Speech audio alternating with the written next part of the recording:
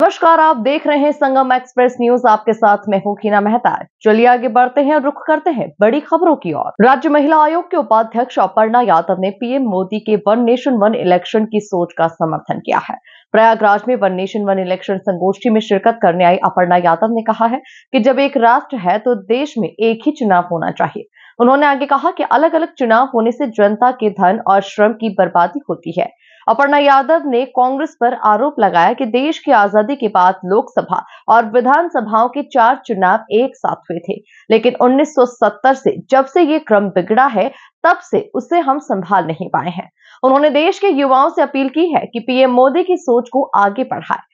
Social media से लेकर अलग अलग प्लेटफॉर्म्स पर इस विषय पर ज्यादा से ज्यादा चर्चा करें ताकि पीएम मोदी को वन नेशन वन इलेक्शन के मुद्दे पर ज्यादा से ज्यादा समर्थन मिल सके। वहीं केंद्र सरकार के द्वारा जाति जनगणना कराने को स्वीकार करने के बाद इसका श्रेय लेने की कांग्रेस और समाजवादी पार्टी में होड़ मची है, जिसे लेकर अपर्णा यादव ने विपक्ष पर निशाना साधा। उन्होंने कहा कि कांग्रेस और समाजवादी पार्टी झूठा श्रेय लेने की कोशिश कर रही है, लेकिन जो व्यक्ति करके दिखाता है उसी को श्रेय मिलना चाहिए। उन्होंने कहा कि देश के प्रधानमंत्री नरेंद्र मोदी कई बार बहुत ही संवेदनशीलता के साथ इस मुद्दे को अपने मंचों पर रख चुके हैं। अपर्णा यादव ने कहा कि सपा मुखिया अखिलेश यादव और कांग्रेस के सांसद तथा नेता प्रतिपक्ष राहुल गांधी से पहले पीएम मोदी इस मुद्दे को उठा चुके हैं। उन्होंने आगे कहा कि पीएम मोदी राष्ट्रीय मुद्दों पर हमेशा चिंतनशील रहते हैं। पीएम मोदी की सोच और चिंतन में राष्ट्र सर्वप्रथम आता है। उन्होंने लोगों से अपील की है कि विपक्षियों के बहकावे में कतई न आए। गौरतलब है कि सपा सांसद अफजाल अंसारी ने कहा कि अखिलेश यादव के द्वारा जाति जनगणना का मामला उठाए जाने के बाद ही केंद्र सरकार ने इसे स्वीकार किया, जबकि जम्मू कश्मीर के पहलगाम में हुए आतंकी हमले में पर्यटकों को धर्म पूछकर गोली मारे जाने के बाद विपक्षी दलों के द्वारा पीड़ितों के घर जाने को लेकर हो रही सियासत पर अपर्णा यादव ने हमला बोला। उन्होंने कहा कि आतंकवाद जैसे राष्ट्रीय मुद्दे पर राजनीति नहीं करना चाहिए। उन्होंने आगे कहा, जो राजनीतिक दल आतंकी हमले को लेकर बयानबाजी कर रहे हैं, ये बड़े ही शर्म की बात है। इस समय आतंकी हमले के मुद्दे पर पूरा राष्ट्र एकजुट है। अपर्णा यादव ने कहा कि भारत के प्रधानमंत्री नरेंद्र मोदी और गृह मंत्री अमित शाह ने साफ कर दिया है कि आतंकी हमले कतई बर्दाश्त नहीं किए जाएंगे और आतंकियों को मुंहतोड़ जवाब दिया जाएगा। अपर्णा यादव ने आगे कहा कि प्रधानमंत्री नरेंद्र मोदी ने जनसभा में विश्व को ये संदेश दिया था कि भारत अपनी धरती पर आतंकवाद को कतई बर्दाश्त नहीं करेगा और आतंकवाद के खात्मे तक लड़ाई जारी रहेगी। वहीं जाति देखकर पहलगाम हमले के पीड़ितों के घर जाने के अखिलेश यादव के बयान पर मीडिया से लोगों को पता चला कि पहलगाम में धर्म पूछकर पर्यटकों को गोली मारी गई थी, लेकिन इसके बावजूद अगर कोई राजनीतिक दल या नेता जाति पूछकर किसी पीड़ित के घर नहीं जाता है तो ऐसे ढकोसला करने वालों का भी पर्दाफाश हो गया है। उन्होंने कहा कि जाति के आधार पर पीड़ितों के घर जाने वाले लोग घटिया मानसिकता का परिचय दे रहे हैं। उन्होंने कहा कि इस घटना के बाद लोगों के चेहरे बेनकाब हुए। आगे उन्होंने कहा कि पहलगाम में हुए आतंकी हमले के खिलाफ पूरा राष्ट्र एकजुट है।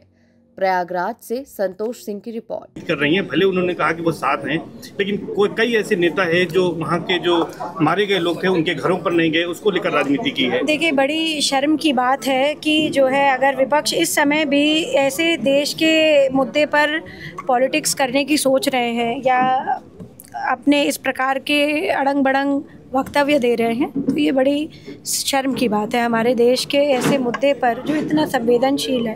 और मुझे लगता है पूरा राष्ट्र एक है इस मामले पर। आतंकवाद किसी भी प्रकार से हम अब नहीं बर्दाश्त करेंगे।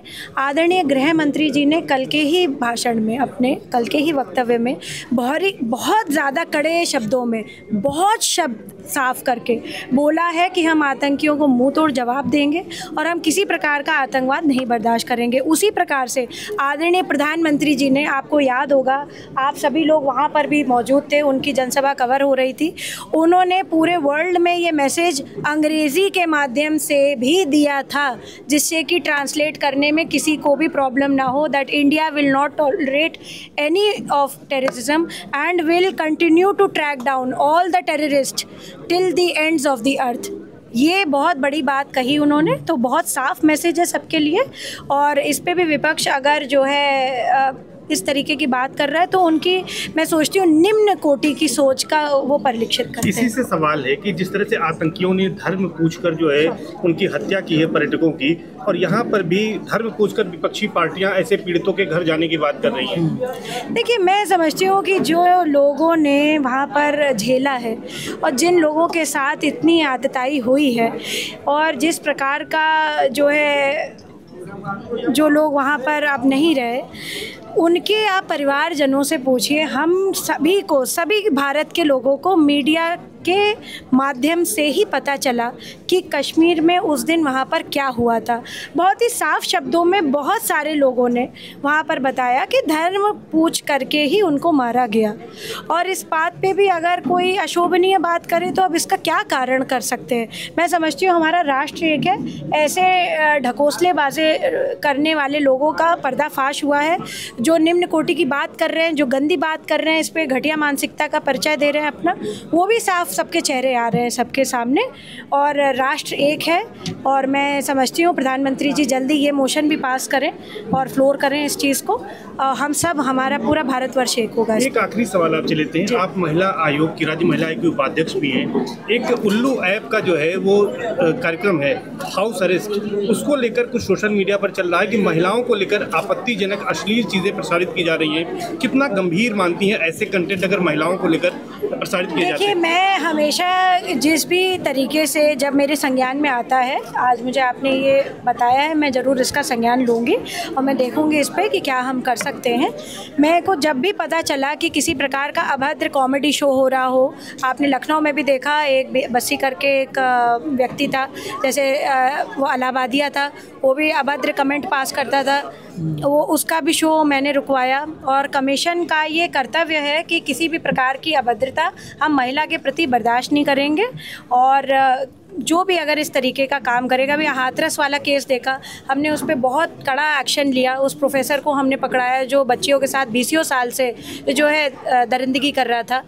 तो मैं समझती हूँ महिला आयोग बहुत ही साफ़ है अपने एजेंडे पे, और ये बात ज़रूर मानूंगी कि जैसे जैसे हमारे संज्ञान में चीज़ें आती जाएंगी हम कड़ी से कड़ी कार्रवाई करेंगे, कड़ी कार्रवाई करेंगे। अगर ऐसा पाया गया तो बिल्कुल कड़ी कार्रवाई होगी उस पर। मैंने संबोधित किया यहाँ पर। मैं समझती हूँ कि हमारे आदि गुरु शंकराचार्य से लेकर के आज तक का जो दर्शन भी रहा है भारत का, वो हमेशा एक आत्मा पे रहा है।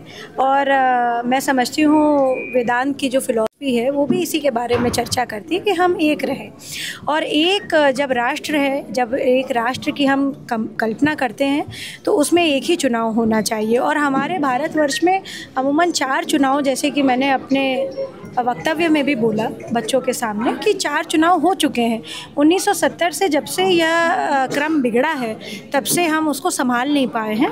मैं नमन करती हूँ माँ भारती के पुत्र श्री नरेंद्र मोदी जी को कि आदरणीय प्रधानमंत्री जी ने इतनी समय में ये सोचा है और 1 नेशन 1 इलेक्शन का जो ये कॉन्सेप्ट है ये फ्लोट किया है हम सब के बीच में।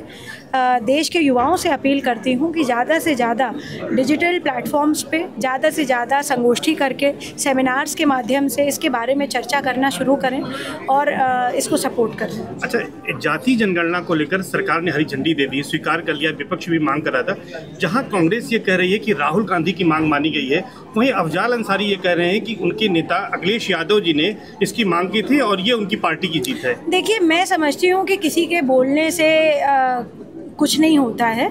जो व्यक्ति करके दिखाता है उसी के लिए मानना चाहिए। और आदरणीय प्रधानमंत्री जी बहुत ही संजीदगी से, बहुत ही संवेदनशीलता के साथ इस मुद्दे को कई बार अपने मंचों पर रख चुके हैं। इन लोगों से, जिन लोगों का आपने नाम लिया है, उनसे भी पहले रख चुके हैं।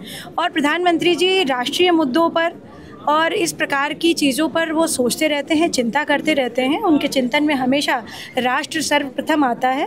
मैं पुनः पुनः कहती हूँ आप सभी से कि ये सारे जितने विपक्षी हैं, जो लोग दर्शक भी ये टीवी चैनल्स देख रहे हैं, सुन रहे हैं, वो भटके नहीं।